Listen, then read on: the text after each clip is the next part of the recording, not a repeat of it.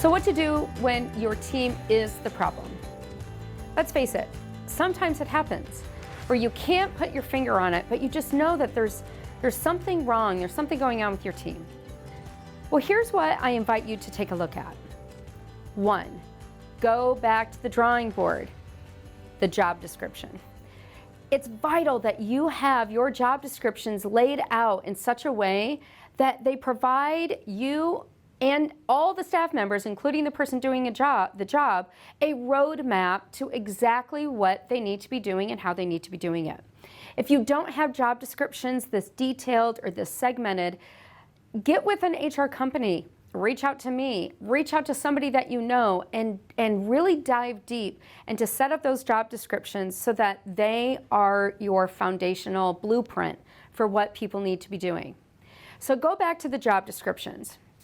Spend about a week then observing your staff.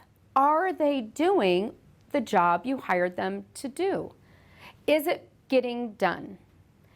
And you can do this by just anecdotally observing them and taking notes. You can ask the other staff to observe each other. You can give a checklist to your employees and have them select and ask them what they get done on a daily basis by using a checklist.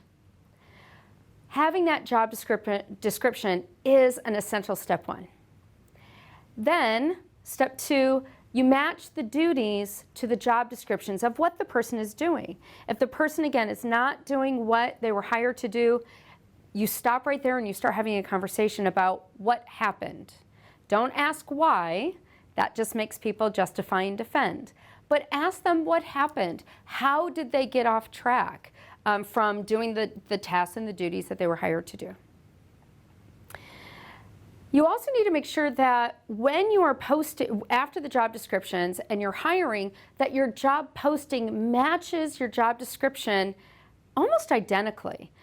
That you want to make sure what you're putting out there and who you're hiring actually has the skill sets and the talents that you truly are searching for. And then to even deepen the hiring process, look at your interview questions. Do they help filter out those individuals that do and don't have the talents for the job duties and responsibilities that the business needs? See, all these things go together, the job description, the job posting, the interview questions, and then last and not least, a skills assessment. Now, some people call this a working interview.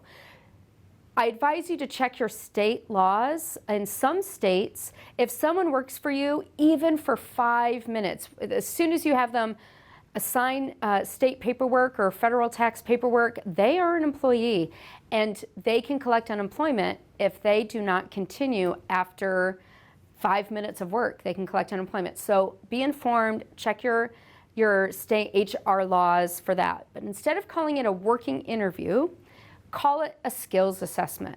You can have them take temporaries, start a patient record, whatever, do a pro-fee, whatever the task or the primary role is for that position.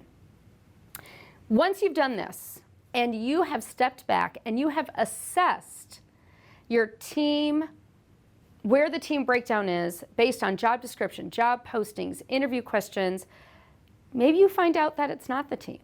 Maybe you find out it's the leadership. And here's where you need some really good self-reflection and ask yourself the question, what is my role in this? It's so easy to put blame on everybody else and to take no role in it in what we do because we're the owner, we're the leader, we're the manager.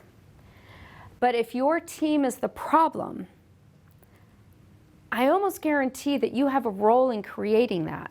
You're definitely going to have a role in providing the solution. So regardless, it's important that you get involved so that you can be creative and brainstorm what the solution is.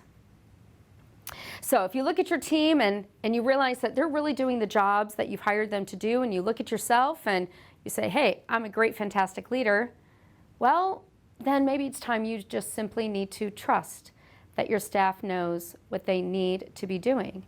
That you don't come running up to the front and say, what's going on with this and what's going on with that? But instead you trust in the back that something unique must have happened because this is out of character, or this is out of sorts, or this is unusual or uncommon.